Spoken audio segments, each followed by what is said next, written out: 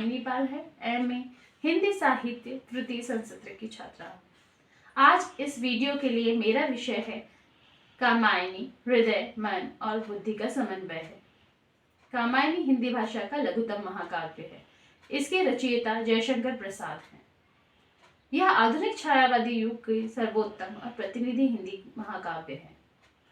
प्रसाद जी की यह अंतिम काव्य रचना 1936 ईस्वी में प्रकाशित हुई, किंतु कलाधर उपनाम से कविता की रचना करना, प्रणयन करना 7 से 8 वर्ष पूर्व ही प्रारंभ कर दिया था। प्रेम और सौंदर्य इनके काव्य के प्रधान विषय हैं। अनुभूति की तीव्रता, वेदना, कल्पना प्रवणता आदि प्रसाद काव्य की विशेषताएं हैं। चिंता से आरंभ कर आनंद तक 15 सर्गों के इस महाकाव्य में मानव मन की विविध अंतर्वृत्तियों का क्रमिक उन्मिलन अत्यंत कौशल से किया गया है। चित्तवृत्तियों को प्रतीक पात्र रूप में परिणित करना जयशंकर जी की नवीन प्रयोग था। प्रसाद जी ने कामायनी में स्थूल पौराणिक या ऐतिहासिक घटनाओं के भीतर निहित सूक्ष्म और चिरंतन भाव सत्यों की खोज करके उन्हें शाश्वत जीवन मूल्यों के रूप में प्रतिष्ठित किया है। उन्हें ही आत्मा की अनुभूति कहा है। कामायनी एक प्रतीकात्मक काव्य है जिसमें मनु, श्रद्धा, ईड़ा, किलात, आकुली, श्वेत, वृषभ आदि क्रमशः मन, चरित्र, बुद्धि, मानव, आसुरी भाव और धर्म के प्रतीक है। कामायनी एक नारी प्रधान रचना है। काव्य रूप की दृष्टि से कामायनी चिंतन प्रधान है, जिसमें कवि ने मानव को एक महान संदेश दिया है। तब नहीं, केवल जीवन सत्य के रूप में कवि ने मानव जीवन में प्रेम की महत्ता घोषित की है। यह जगत कल्याण भूमि है। यही श्रद्धा की मूल स्थापना है। संसार में द्वंद्वों का उद्गम शाश्वत तत्व है। फूल के साथ कांटे, भाव के साथ अभाव, सुख के साथ दुख और रात्रि के साथ दिन नित्य ही रहता है।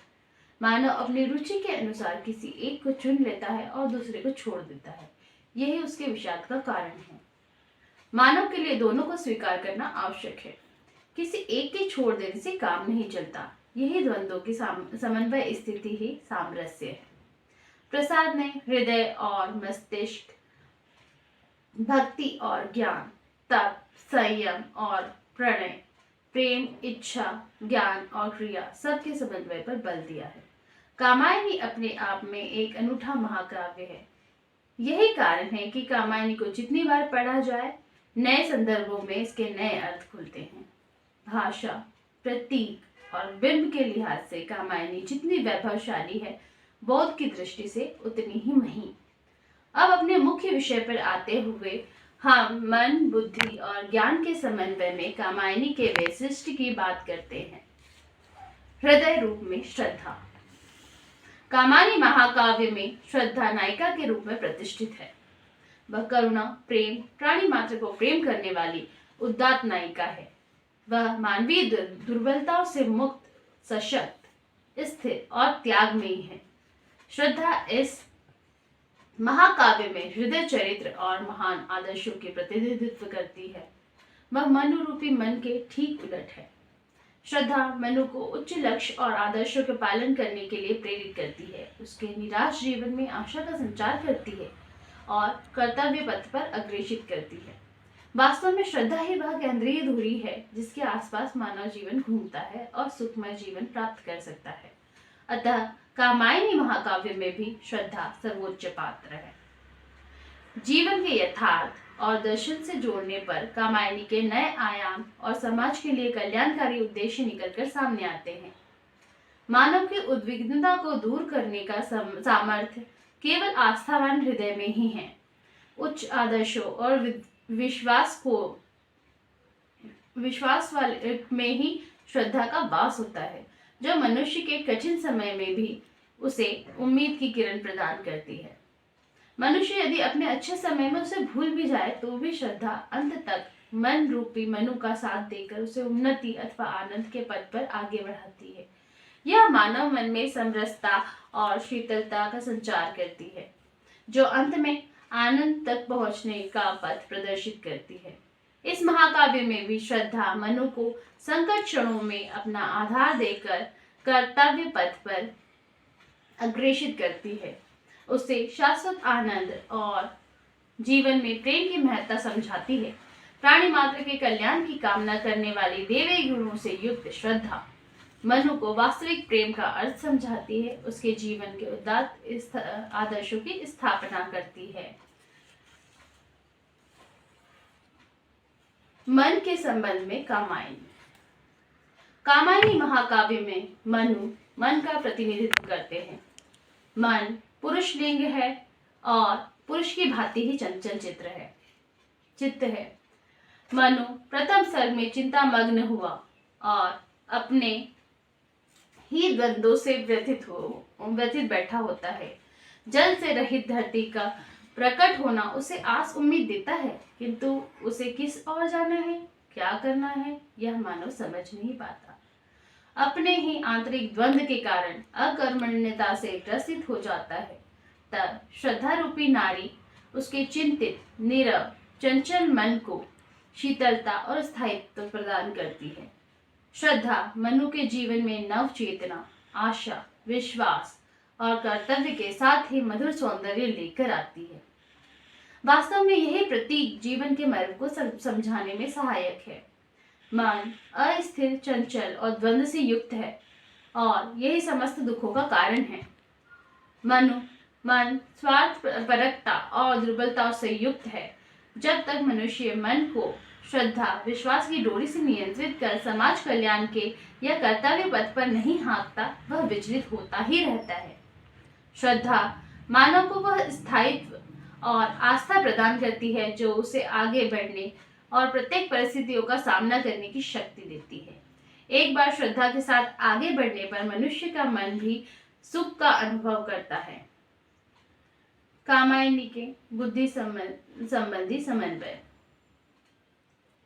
जैसे जैसे कथा आगे बढ़ती है और जब मनु श्रद्धा के साथ सुख अनुभव करते हैं, तभी उनके मानवीय विकार या दुर्बलताएं उन्हें पुनः घेर लेती हैं।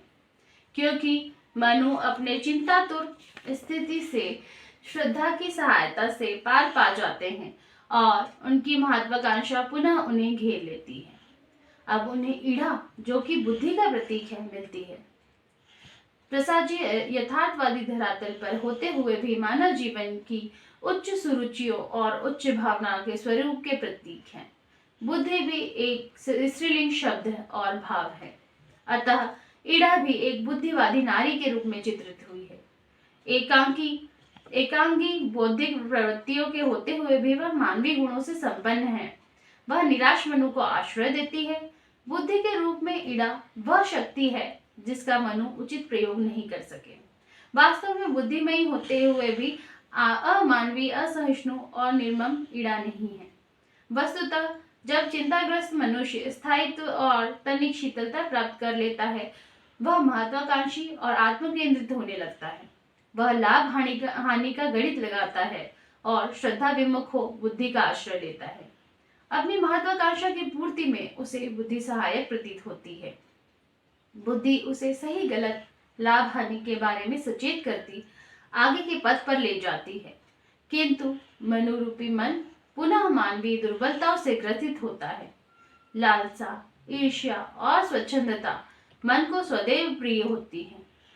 यहाँ वह बुद्धि को भी अहंकारवश तुच्छ समझता है और पुनः दुख प्राप्त करता है। अतः जब भी कामायनी की चर्चा होती है, तब वह पौराणिक ऐतिहासिक कथा न होकर नवीन परिस्थितियों में चलते हुए दिखाई देती है। निष्कर्ष: मनु अपने समस्त संघर्षों व अंतर्द्वंद्वों के पश्चात भी आगे बढ़ने की आकांक्षा का त्याग नहीं करते हैं। कामायनी के नायक मनु में भारतीय महाकाव्य के अनुसार नायक के धीरोदात्त गुण नहीं है। वह मानवीय दुर्बलताओं से ग्रसित और दुखित है। किसी स्थान पर उसमें ईर्ष्या, वासना तो कहीं ग्लानि भाव प्रदर्शित होते हैं, किंतु श्रद्धा और बुद्धि के सहयोग से वह अंत में आनंद तक पहुंच ही जाता है। यह आनंद वास्तविक ज्ञान का ही प्रतीक है। मानव मन जब श्रद्धा तथा बुद्धि के साथ स्थिर हो कर्तव्य पथ पर आगे बढ़ता है, तो उसे सहज ज्ञान की प्राप्ति होती है, जिसे अनुभव कहते हैं। अपने ज्ञान के स्थायित्व में वह यह समझ पाता है कि वास्तव में सुख समन्वय में ही है। अर्थात जब मनुष्य अपने मन को स्थिर कर श्रद्धा से बुद्धि तथा ज्ञान का प्रयोग कर अपने कर्तव्य को पूर्ण करता है तो वह इन अंतर्द्वंदों से भी मुक्ति प्राप्त कर लेता है तथा स्थायित्व और संतोष प्राप्त करता है। यही वास्तविक सुख तथा आनंद है। मन, बुद्धि, ज्ञान का समन्वय ही कामायनी का सार है। कामायनी के माध्यम से प्रसाद जी ने यह बताया है कि आज के इस संघर्षमय जीवन में भौतिकता और बौद्धिकता को श्रद्धा से संयमित करके ही जीवन में अखंड आनंद की प्राप्ति की जा सकती है। धन्यवाद।